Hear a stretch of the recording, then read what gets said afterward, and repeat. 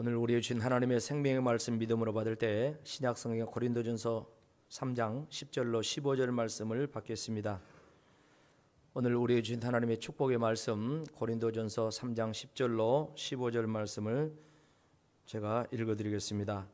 내게 주신 하나님의 은혜를 따라 내가 지혜로운 건축자와 같이 터를 닦아두며 다른 이가 그 위에 세우나 그러나 각각 어떻게 그 위에 세울까를 조심할지니라. 이 닦아둔 곳 위에 능히 다른 터를 닦아둘 자가 없으니 이 터는 곧 예수 그리스도라.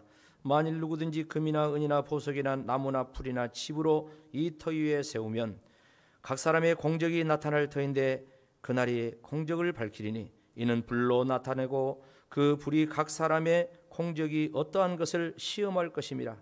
만일 누구든지 그 위에 세운 공적이 그대로 있으면 상을 받고 누구든지 그 공적이 불타면 해를 받으리니 그러나 자신은 구원을 받되 불 가운데서 받은 것 같으리라. 아멘. 오늘 6월 호국보훈의 달 마지막 주일이면서 또 이브예배 그리고 6월 27일 이제 그동안 한 두어 달 동안 이제 우리들이 새로운 가족들, 이웃들, 영혼들을 위해서 기도하며 전도하며 이렇게 드리는 이브예배 시간인데 이 예배에 나온 모든 분들에게 정말 오늘 제목의 말씀처럼 지혜롭게 여러분의 인생의 집을 짓기를 축복합니다. 특별히 오늘 처음 나오신 분들 정말 여러분의 인생과 신앙에 지혜로운 집 짓는 자가 되기를 다시 한번 주의 이름으로 축복합니다. 옛말에 이런 말이 있습니다. 인생을 알려면 집을 지어봐야 안다. 그런 말이 있어요. 인생을 안다는 것이 어렵다는 말이고 또 반면에 집 짓는 것도 결코 쉬운 일이 아니라는 것이죠.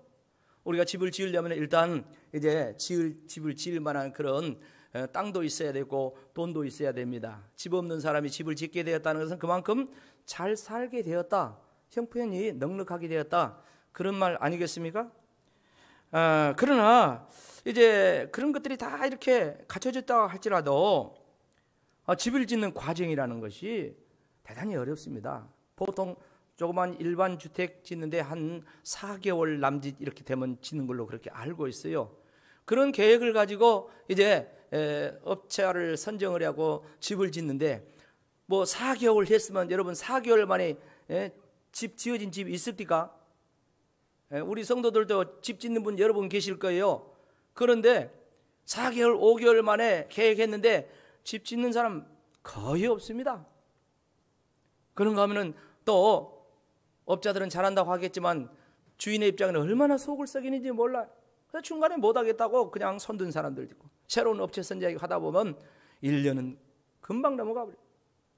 마음고생하고 돈도 들어가고 시간 낭비하고 그러면서 지어지는 것이 이 집이에요, 집. 그래서 인생을 알려면은 집을 지어보면 인생을 안다. 이런 옛날 어른들의 말이 내려오고 있는 것입니다.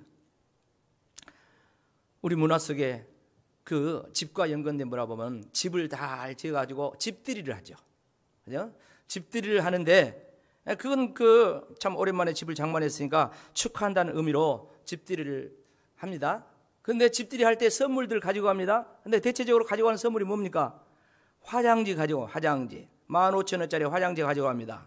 화장지 가는데 왜 많은 선물이 있지만 화장지를 가져갈까요? 이제 이 집을 짓는 계기를 통해서 인생이 술술 뭐더라? 잘 풀려라. 그래서 저렇게 화장지 이름 중에 잘 풀리는 집이라는 화장지도 있어요. 나만 아는가? 잘 풀리는 집. 여러분 말씀 나왔으니까 여러분 집이 잘 풀리기를 축복합니다. 여러분 가정이 잘 풀리기를 축복합니다. 직장도 사업장도 자녀들도 정말 주의 은혜로 잘 풀리기를 축복합니다. 잘 풀리는 집.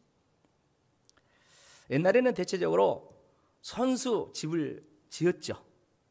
그런데 요즘은 이제 돈만 준비되면은 업체들이 이렇게 선정해가지고 거의 이제 맡겨서 이렇게 집을 짓습니다. 대도시 또 뭐 작은 도시라고 할 때 대부분 그 아파트를 이제 사서 들어갑니다. 그래도 여기저기 아파트가 많이 세워졌어요. 제가 9년 전에 올 때만 해도 저 아파트 몇 군데 없었어요. 그래서 제가 그랬어요. 하나님, 다른 읍은 아파트도 많은데 구례는 아파트가 별로 없습니다. 하나님 구례에도 아파트를 좀 주세요. 그렇게 몇 번 기도했거든요. 근데 어느 날 보니까 여기도 아파트, 저기도 아파트, 또 아파트 짓는다고 하고 여기도 분양한다고 하고 있고 사방팔방에 구례가 아파트 굿이에요. 어떻게 보면 그만큼 구례가 경제 사정이나 형편이 나아졌다 하는 그런 반증이 또 아닐 수가 없습니다. 그러나 오늘 우리나라 그 상황이라든가 이런 걸 볼 때 정말 갈수록 집 장만하기가 어려운 시대 가운데 우리가 살고 있습니다. 부동산이 폭등하고 서울 수도권 뿐만 아니라 지방 도시들도 얼마나 집값이 많이 올랐는 거예요. 땅값이 얼마나 많이 올랐는 거예요. 아마 구례가 전국에서 땅값 올라가는데 1, 2위 된다고 그러죠? 대단합니다. 땅값이 올라가고 집값이 올라가고 폭등이란 그런 단어를 씁니다. 그러다 보니까 대도시에서는 서민들이라든가 젊은 사람들은 아예 집 장만은 내 평생의 꿈도 못 꾼다. 그런 자조 섞인 포기가 그런 나오고 있는 시대에 살고 있습니다. 그래서 젊은 사람들 사이에는 생긴 그 신조어가 있는데 영끌이라는 단어가 있어요. 영끌이 뭐라고요? 영혼까지 끌어 모으다. 이 줄여서 부르는 신조어. 그러니까 집을 사기 위해서 지금 집을 사면 안 된다, 안 사면 안 된다는 거예요. 계속 집이 올라갈 것 같으니까 아무튼 간에 영혼까지 그런단 말은 무슨 말인가? 대출도 받고 아버지한테도 못하고 그다음에 결혼할 사람한테 이제 돈 그냥 가지고 오고 등등등 해서 전부 다 끌어 모아가지고 하여간 집을 빨리 사야 된다. 젊은 사람들이 그래요. 그래서 영끌이라는 신조어가 생겨나요. 그래도 안 되는. 지난번 서울시장 부산시장 보궐선거에서 여당이 참패를 했습니다. 참패 요인은 여러 가지입니다. 그런데 그 가운데 이 부각된 것이 무엇입니까? 바로 부동산이 폭등했다는 거예요. 집값이 폭등했다는 거예요. 거기다가 그 선거 즈음에 그 LH 그 부동산 투기 사건이 막 벌어졌잖아요. 그래가지고 그냥 국민들이 야당을 지지하면서 여당을, 특별히 젊은 사람들, 수도권은 서울 한 70%가 여당을 지지한, 야당을 지지했다는 거 아닙니까? 그리고 지금도 계속해서 젊은 사람들이 여당 지지보다도 야당 지지가 더 높아지고 있다고 그러잖아요. 그래서 이제 여당에서는 여러 가지 이제 대책을 세우는데, 그러다 보니까 청와대 비서관을 25살 젊은 대학생, 이제 졸업도 안 했는데 그 학생을 세워가지고 또 막 말이 많지 않습니까? 이거 여러분 저만 하는 거예요. 여러분 다 뉴스 보고 듣고 있는 이야기입니다. 우리가 살고 있는 우리 현실, 이 나라는 인생에 있어서 가장 중요한 집을 장만한다는 것이 서울이건 지방이건 점점 더 어려운 상황입니다. 여러분 구례 사람들은, 이 자리에 계신 분들은 그래도 대부분 집을 소유하고 있을 줄로 알고 있는데 감사하시기를 축복합니다. 그리고 혹연 아직 집을 소유하지 못한 분들은 이 설교 이후에 조만간에 여러분의 자가 집이 생기기를 주의 이름으로 축복합니다. 오늘 본문의 말씀은 사도 바울 선생이 고린도 교회 성도들에게 이제 편지를 보낸 내용입니다. 바울은 고린도 교회를 애지중지하면서 세웠고 또 멀리 떨어져 있지만 관심이 많습니다. 그런데 그 고린도 교회가 또 성도들이 그들의 인생의 집을, 신앙의 집을 잘 지어야 되지 않겠는가 하는 그런 간절한 마음으로 지금 편지를 보내고 있는 거예요. 특별히 그렇게 하기 위해서 정말 지혜롭게 집을 잘 지어야 되는데, 그들이 하나님의 은혜를 따라 예수님이라는 그 터 위에 좋은 재료를 써서 집을 지으라고 그렇게 말씀을 하고 있습니다. 그럴 때 구원도 있고 하나님 앞에 갔을 때 상급도 있다, 그런 말씀입니다. 사랑하는 성도 여러분, 기독교를 여러 가지로 표현할 수 있는데 기독교는 메아리가 있는 종교입니다. 여러분 메아리 알죠? 산에 올라가 가지고 야호 하면은 어째요? 반대에서 돌아오죠. 그게 메아리죠. 그러니까 우리가 하나님을 믿고 우리가 기도하고 찬양하고 예배하고 믿음으로 살 때, 하나님 앞에 이렇게 우리가 보낼 때 반드시 하나님께로부터 우리에게 돌아오는 축복의 메아리가 있는 줄로 믿습니다. 기독교는 반응이 있어요. 그리고 결과가 있는 종교예요. 반드시 역사가 있어요.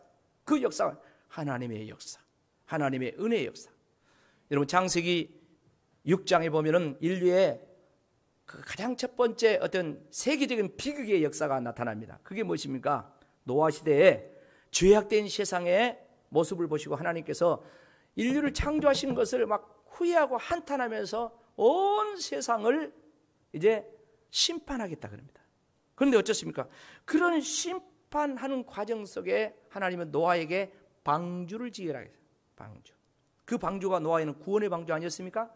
그러니까 우리 기독교인들의 신앙생활은 노아가 방주를 짓는 것처럼 바로 그런 것 같습니다.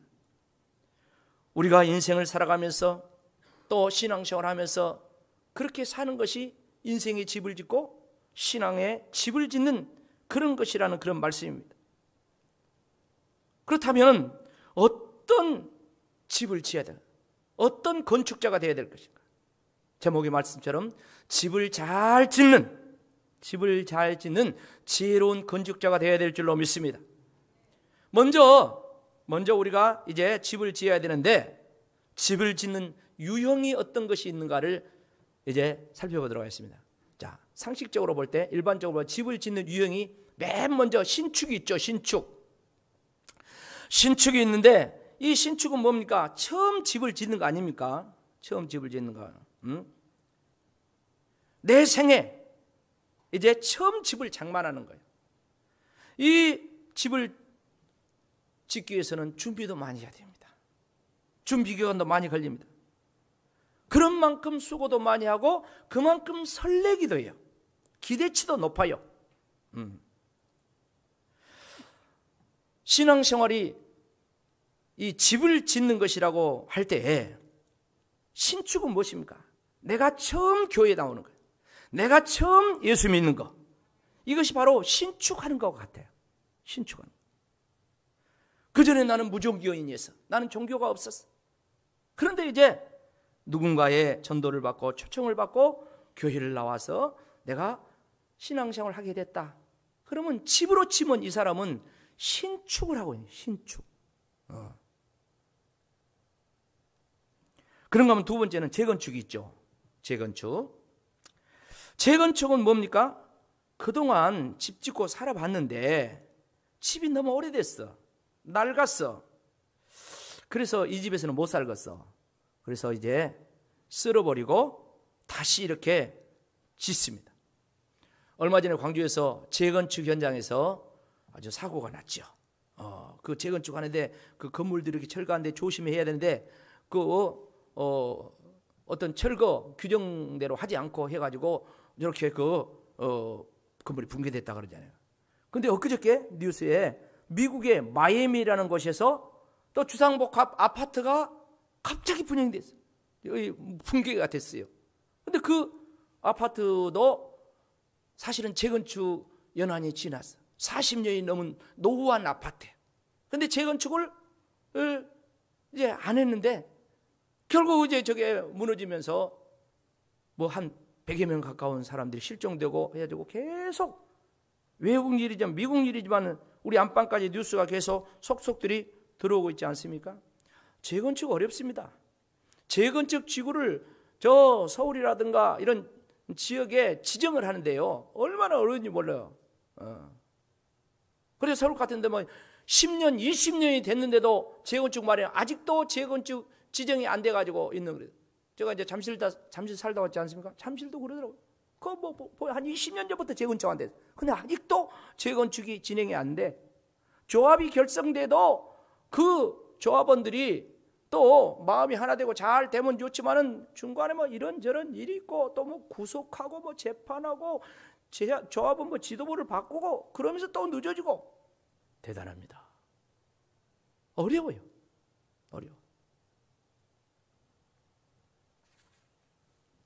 우리가 눈에 보이는 재건축하는 것도 어렵지만요. 신앙생활에 재건축하는 거 매우 어렵습니다. 신앙생활은 재건축은 뭘까요?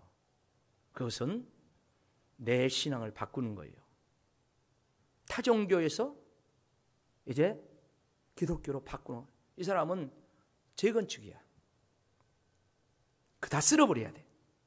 그런데 지금까지 30년, 40년 조상 때부터 믿어왔던 그런 종교를 바꾼다?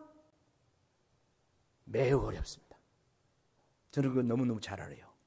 저희 집이 종갓집이었어요.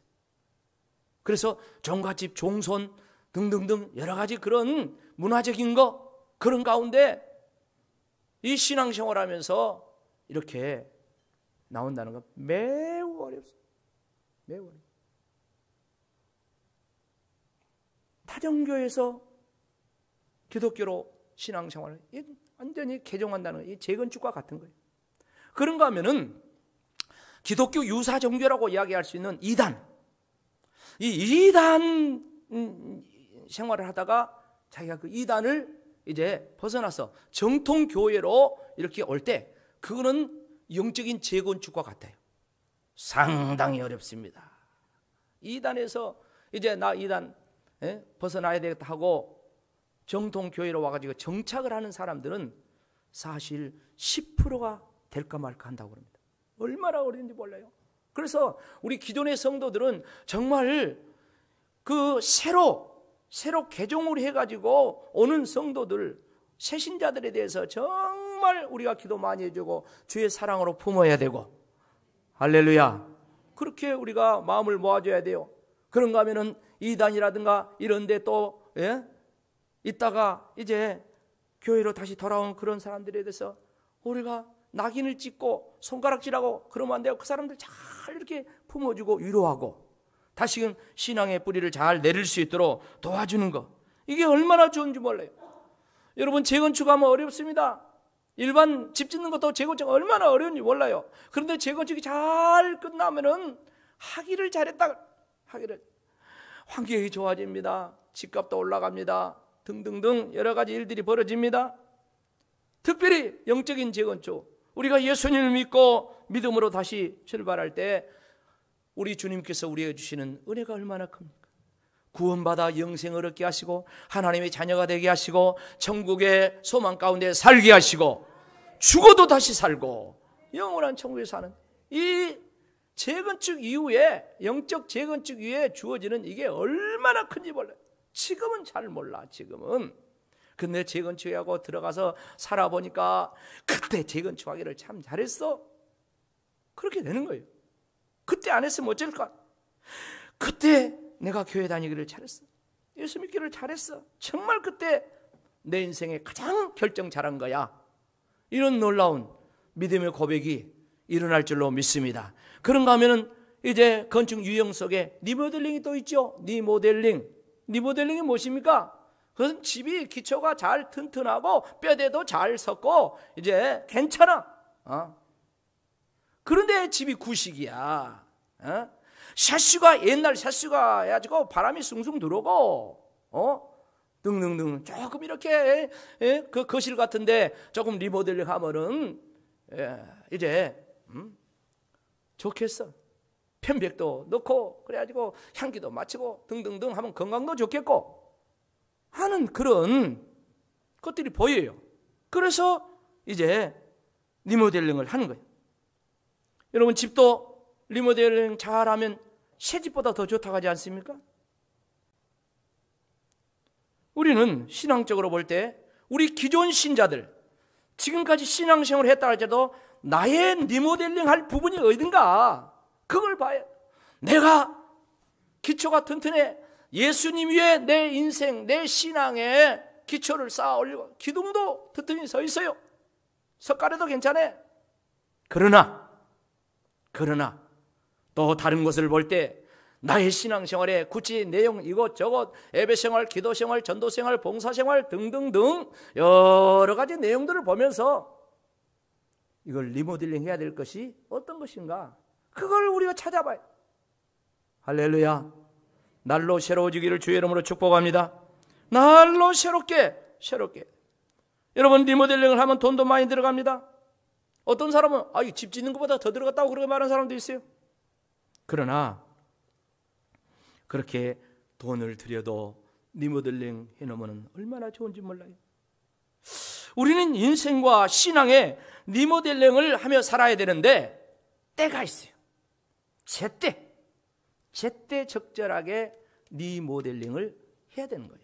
자, 그렇다면 지혜롭게 집을 짓는 것은 어떤 것인가? 이제 이 건축 유형이 이제 세 가지가 있다면, 신축을 하든가 재건축을 하든가 리모델링 하든가 집을 지어야 되는데 지혜롭게 잘 지어야 될 거 아닙니까? 어떻게 하는 게 지혜로운 거라고요?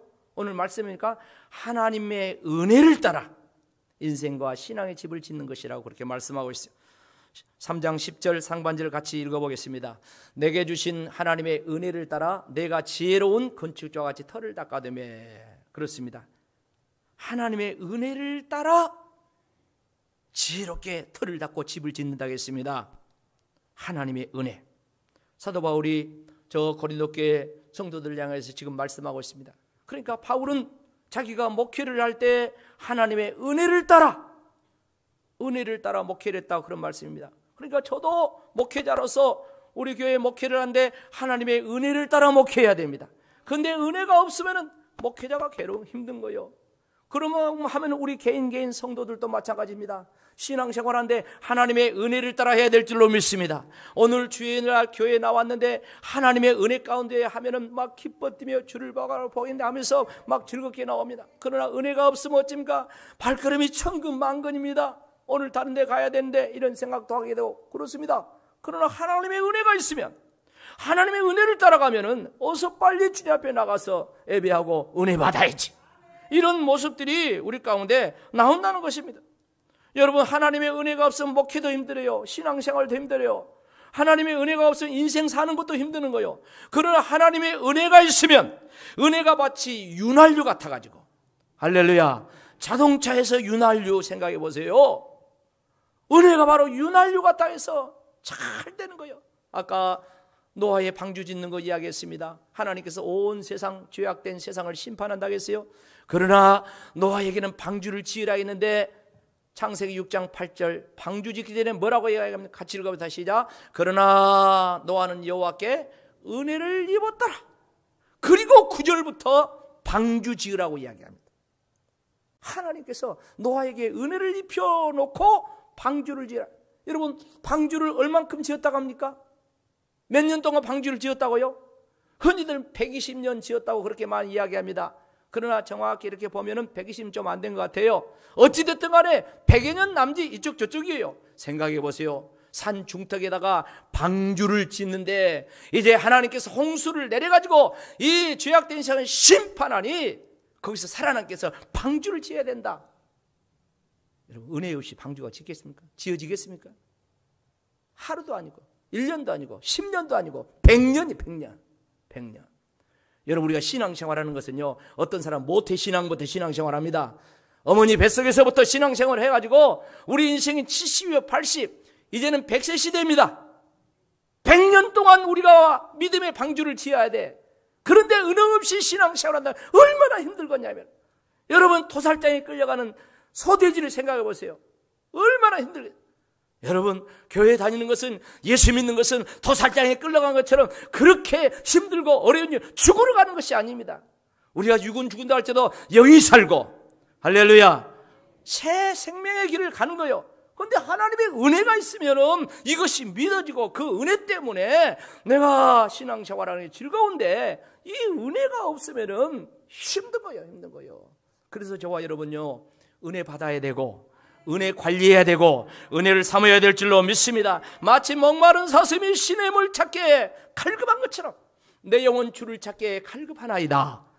주의 은혜를 막 갈급하게 이렇게 사모해야 된다. 왜 그렇습니까?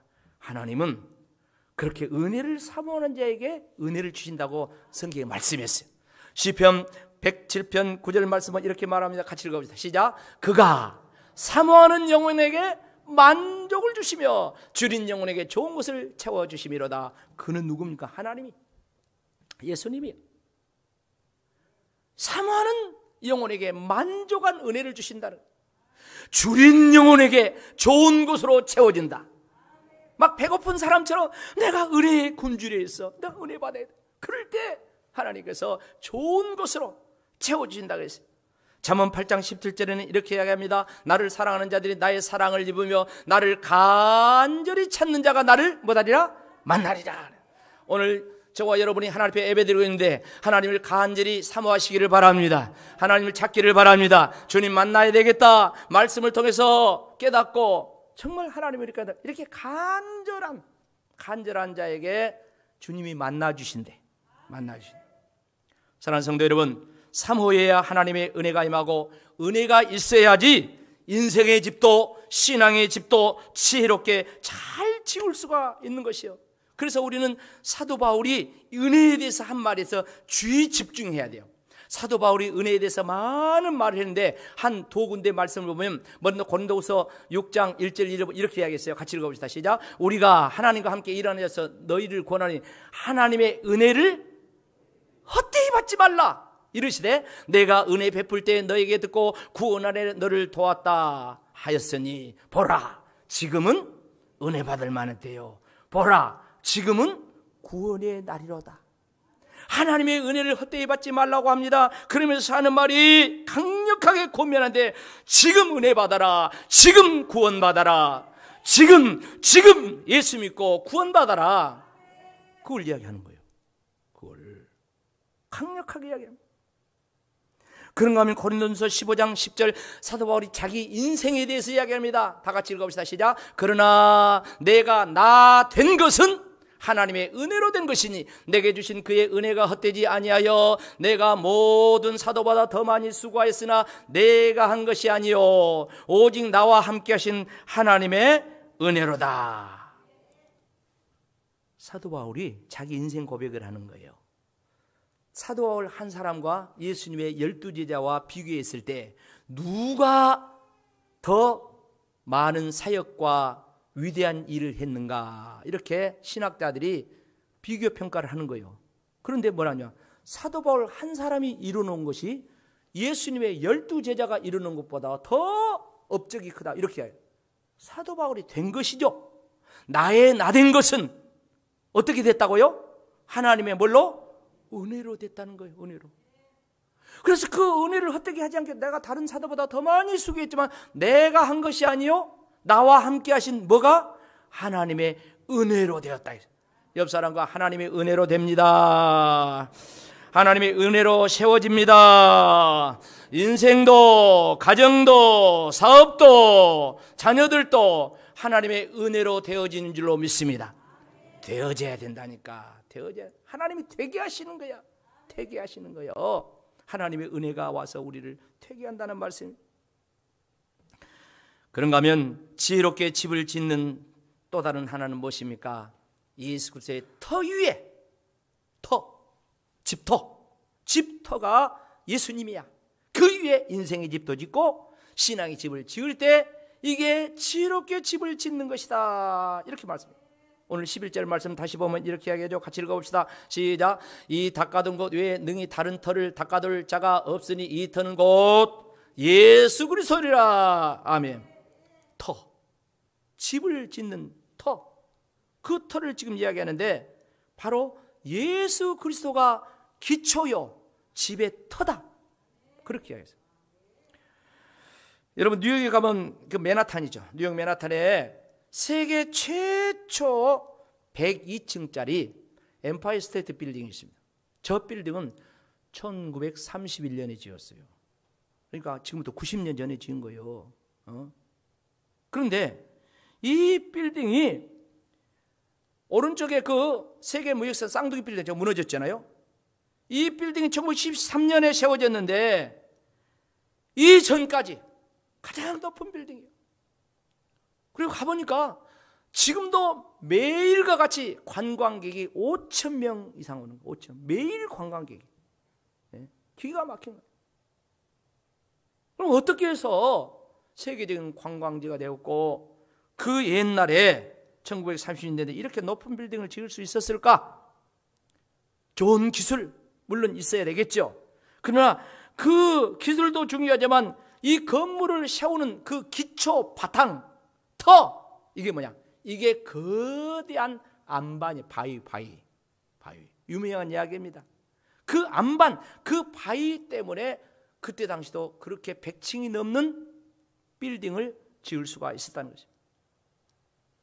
사랑하는 성도 여러분, 예수님께서 성경에 말씀한 내용이 엄청 많지 않습니까? 그런데 예수님의 그 가르침을 가장 중요하게 여기며 우리 기독교인들이 핵심 기독교 윤리로 실천 덕목으로 이제 주님이 말씀하신 내용이 마태복음 5장, 6장, 7장 제자들에게 산상수훈이라는 이 말씀을 전했어요. 근데 그 말씀을 전하면서 맨 마지막 결론으로 마태복음 7장에 가가지고 말씀을 마무리하면서 하시는 말씀이 뭐냐면은 인생의 집을 짓는데, 신앙의 집을 짓는데 터가 좋아야 된다. 반석 위에 집을 지어야지 모래 위에 집을 지으면 된다 안 된다? 안 된다. 여러분 교회 조금 다니는 사람들 무슨 말 알잖아요. 반석 위에 집을 지어라. 그래야만이 비바람 창수가 나도 무너지지 않는다. 모래에 집을 지으면 아무리 좋은 집이라 할지라도 비바람 창수가 나면은 무너짐이 심하리라 그렇게 했어요. 그러면서 이제 고린도 교회 사도 바울이 편지라면 이 반석에 대한 설명을 합니다. 고린도서 10장 4절에 보면 이렇게 이야기합니다. 다 같은 신령한 은혜를 마시니 이는 그들을 따르는 신령한 반석으로부터 마셨음에 그 반석은 곧 뭐다? 그리스도라. 예수님을 이야기하는 거예요. 그 이스라엘 백성들이 광야 생활을 하면서 물이 없을 때 반석을 쳐서 거기서 물이 나와서 먹었다 했어요. 그리고 그 반석은 누구를 이야기하냐? 예수님이 반석이다. 지금 그 말씀을 하는 거예요. 그러니까 교회를 세우는 유일한 그 기초 반석이 뭐냐? 예수님이 세워져야 될 줄로 믿습니다. 교회를 구성하고 있는 우리 성도들 한 사람 한 사람, 우리들의 신앙의 기초 반석이 뭐냐? 예수님이 되어야 되는 것입니다. 내 인생의 기초도 예수님이 되어야 되는 거예요. 예수님이 기초가 되지 않으면은 반석이 아니고 모래야, 모래. 모래는 어떻습니까? 무너져 버려요. 여러분 바닷가에 가가지고 그 모래성 쌓는 거 그거 해봤습니까? 저는 뭐 고향이 바닷가 쪽이기 때문에 그거 많이 해봤어요. 여름이 돌아왔는데 휴가 가가지고 젊은 사람들 아이들 거기서 모래성 쌓습니다. 근데 어쩝니까? 그렇게 좋게 쌓아놔도 어째요? 파도가 한번 싹 쳐버리면은 그냥 언제 흔적도 없어져 버려요. 예수님이 그렇게 이야기해요. 아무리 잘 쌓아놔도 그것이 기초가 바탕이 모래면은 아무것도 아니다. 그러나 기초가 반석이면, 기초가 예수님이면 비바람 창수가 몰아온다 할지라도 견고하여 영영 흔들리지 아니하리라. 여러분 비바람은요 다 있어요. 뭐 어떤 사람 이거 교회 다니니까 비바람 없지? 아니에요. 비바람이 있어요. 오히려 신앙생활 하는 것 때문에 더 큰 비바람을 맞을 수가 있어요. 그러나 예수 그리스도 이외에 자기 인생 신앙의 기초를 세운 사람은 목숨을 내어놓는 순교를 하면서도 흔들림 없이 그 길을 가는 거예요. 그 길을.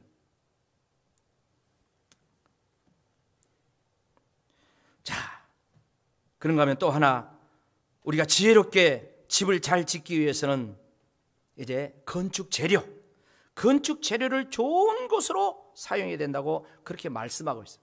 오늘 12절 말씀 같이 읽어봅시다. 시작. 만일 누구든지 금이나 은이나 보석이나 나무나 풀이나 집으로 이 터 위에 세우면, 자 무슨 말씀입니까?